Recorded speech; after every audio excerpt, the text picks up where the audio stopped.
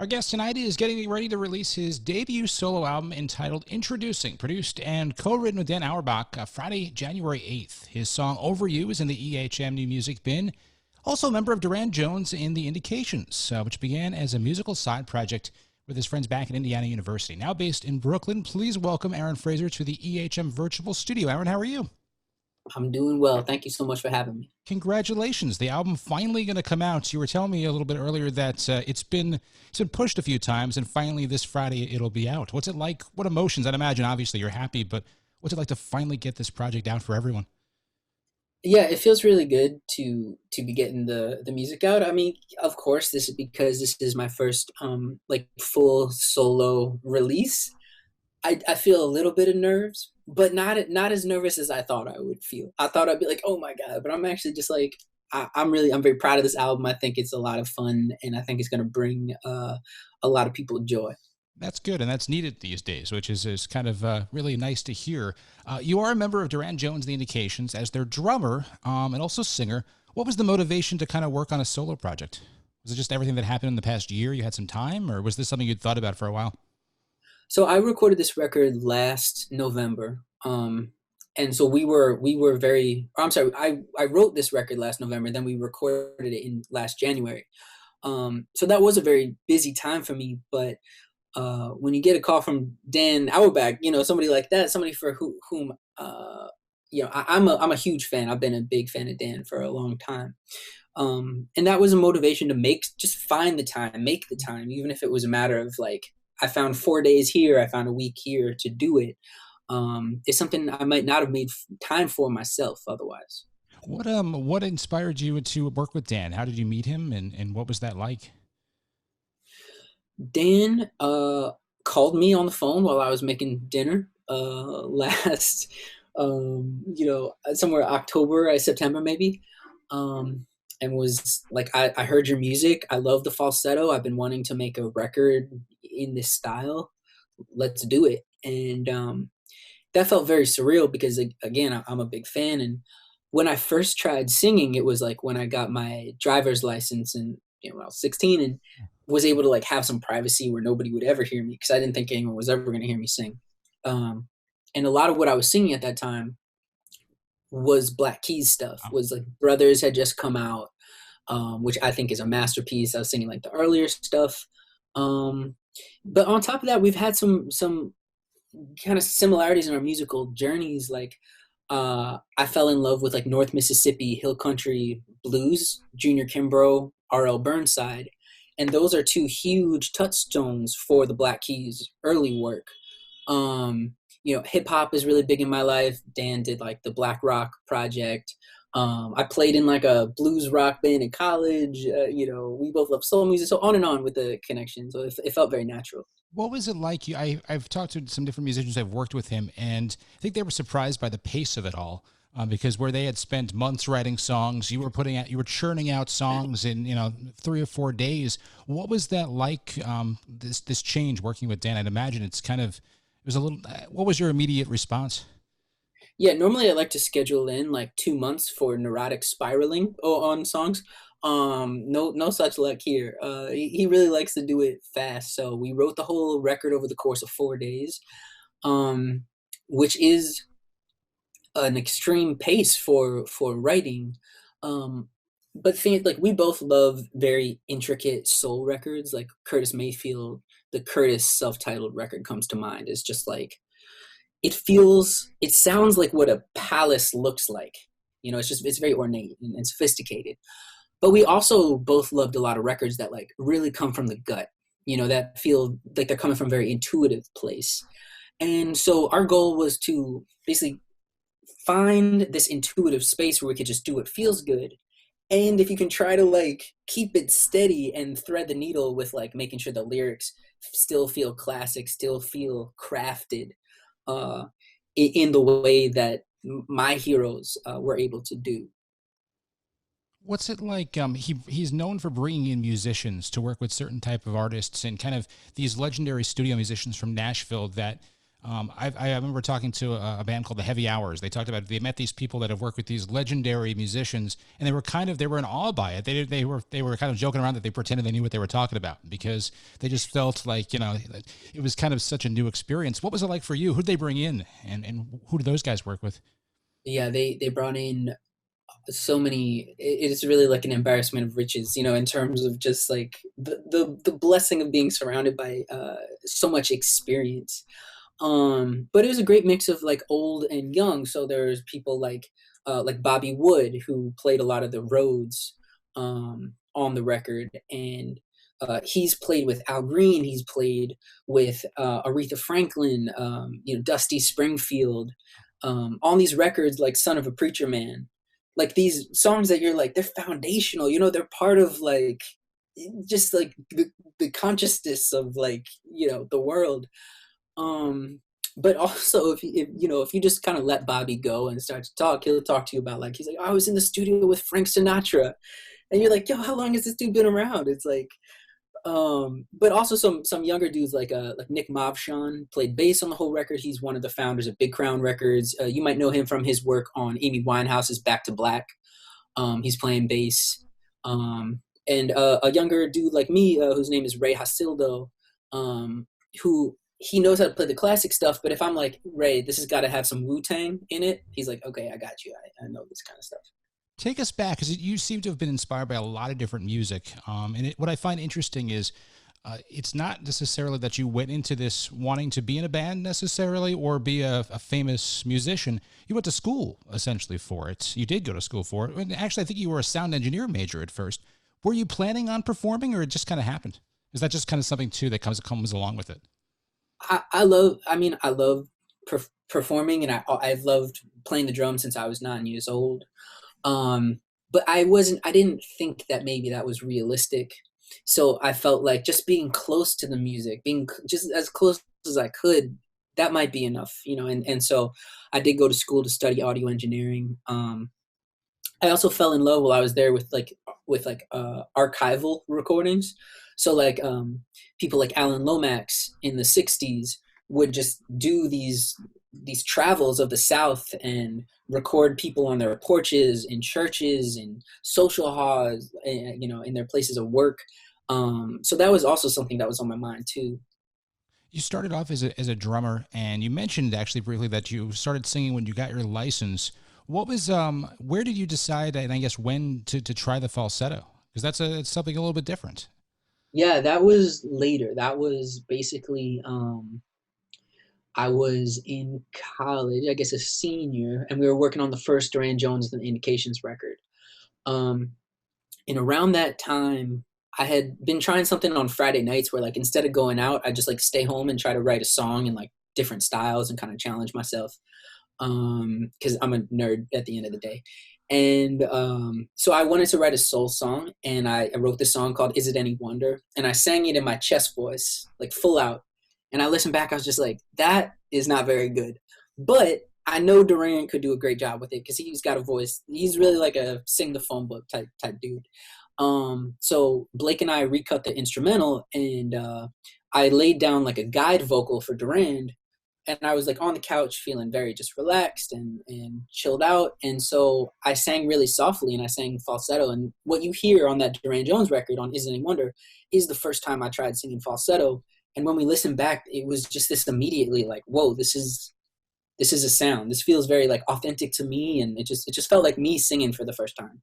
Were you listening when you were growing up? Were you listening to a lot of soul music, or was it kind of because I find, especially a lot of people your age that I talk to about music, is that a lot of it you learn from the hip hop samples, things that and then you kind of go and you strike me as the type of person that then hears it and goes, wait, where did that come from? And you kind of go on a deep dive, so to speak.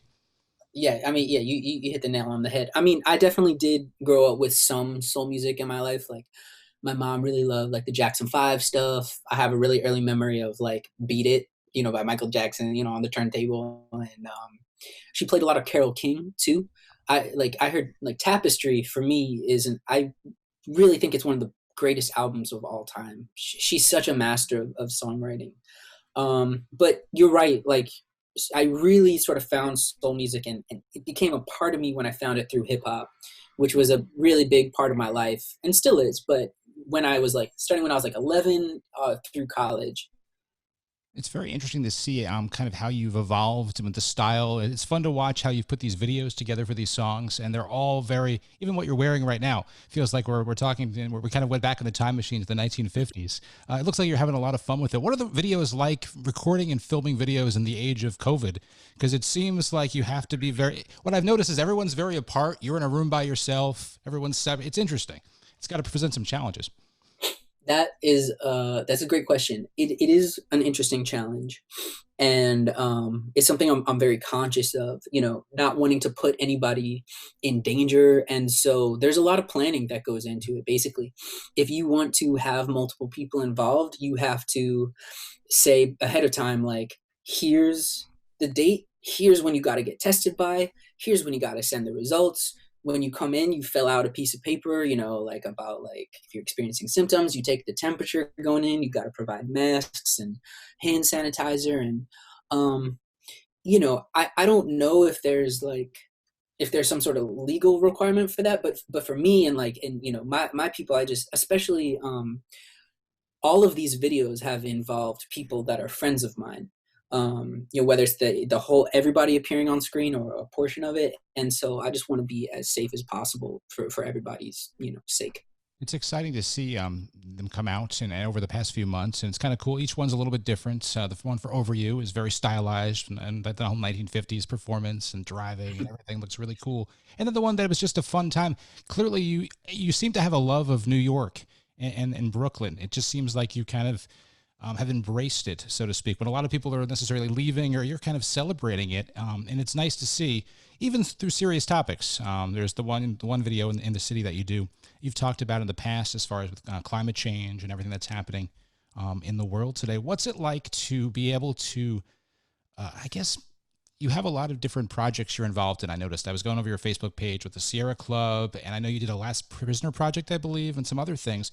You're very socially active, and then especially in the past year, it's nice to see that. What is drawing you to these causes, and what are you looking to do and kind of get your message out there with these songs? Yeah, I mean, I think that soul music um, has a long history of providing enough space for artists to express all dimensions of themselves. There are a lot of love songs, and you'll find a lot of love songs on the record, but also there's enough room to have moments of outrage and political fury and mourning, and also like partying and being silly. There's all that, and it gives you the room for that. So especially working with somebody like Dan at a place like Easy Eye, who a lot of people know Dan for this one thing, for the Black Keys, but he's so much more than that in his listening and his interests. And I think he wanted Easy Eye to be a place where you can explore the wholeness of your like artistic identity.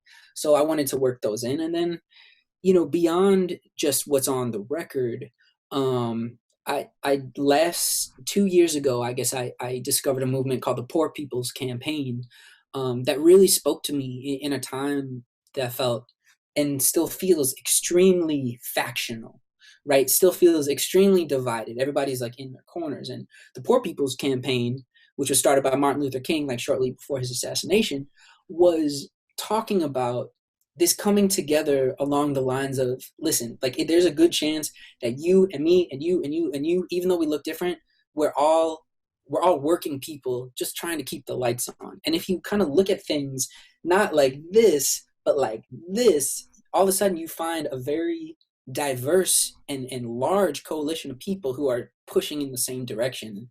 That gives me a lot of hope.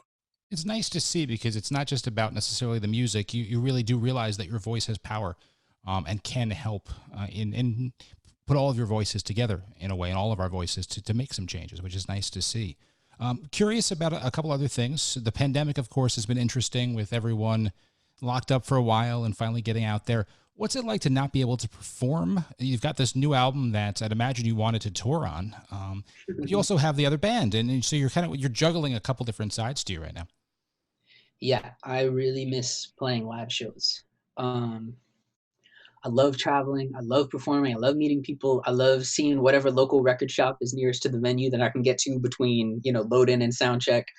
Uh, it's one of the great joys of my life, and it has been hard since March to not have that.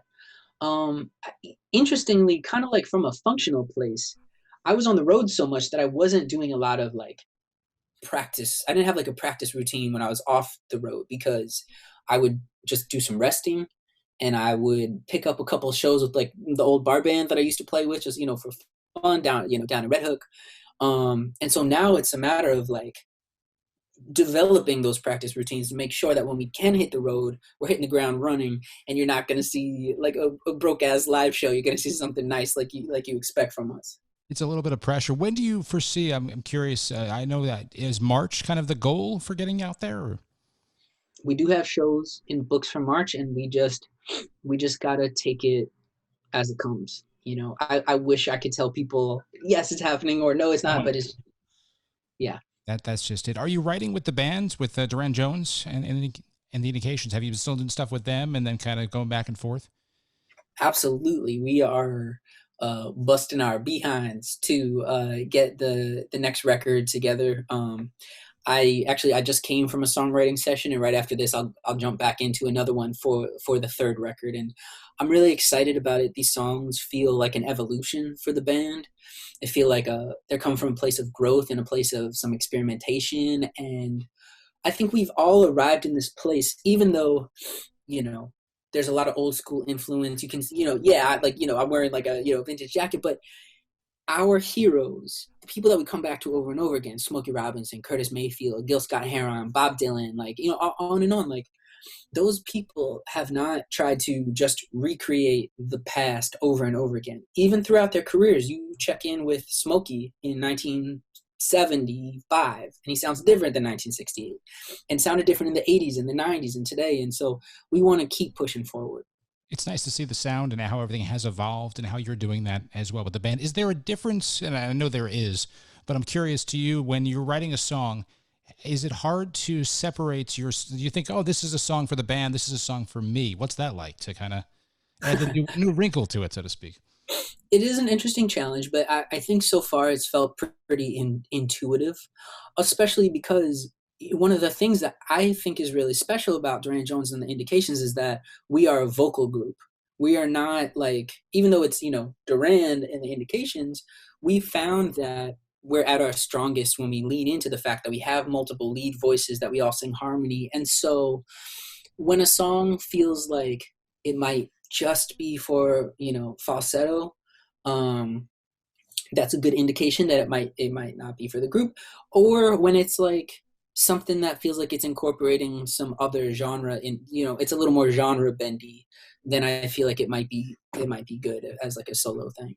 I'd imagine too, now with recording with Dan and kind of doing a lot of different things without the band, it must be interesting to get back together because now you've seen a different perspective and more experience. What's that like? What is there one thing tangible that you've noticed that you've kind of brought from working with Dan to now working with Duran Jones and the Indications? That's a really interesting question. And I do agree that like, with every project, I learn I learn and make mistakes or make decisions that I'm like, maybe I would do that differently now. It's hard to kind of put one tangible thing in there, but I guess one thing would be to try and let go a little bit and come back to that intuitive place, especially that was on the first record. We had some songs that we wrote in like I wrote Isn't Anyone in like 2 hours, or the song Groovy Babe on our first record is totally improvised lyrics. It's just like coming off the top. And so maybe trying to find that middle ground and access what feels good and what feels like crafted and find the mix. That's interesting. I've preparing for this interview, I've went back years, and it does, to watch you change in a way, to watch your confidence grow as a performer when you sing a song with Duran Jones and the band in a session, all of a sudden you get up and sing, and it's fun to watch the evolution over the years. So congratulations on the record, and it's kind of cool to see how you've grown as a musician over the past couple of years in getting ready for this. Congrats. We look forward to it. Are you doing anything for the release? I know that I saw on the Facebook you've got a release party. Are you doing any like sessions online performing, or is that tough to do? Yeah, so I am doing a release party on January 8th where everybody, is invited. Um and then I'm sure I'll be doing some live streams. But also I haven't I haven't even told anybody yet. So I'm gonna tell you here. It's a EHM exclusive. I recorded like 4 days. I got all my collaborators together that I've played with in New York over the years and did live sessions of songs from the record. So uh, there's a lot of different styles, a lot of different personnel involved, and that was sort of knowing that probably wouldn't be playing shows on this record for a while.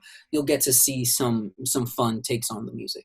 Very cool. We look forward to that. Thank you so much for your time. I appreciate you taking a break from the writing session to do this interview, and we look forward to the release coming on Friday. Introducing, produced by Dan Auerbach, Fraser. Congratulations. Man, thank you so much. Thanks for your time.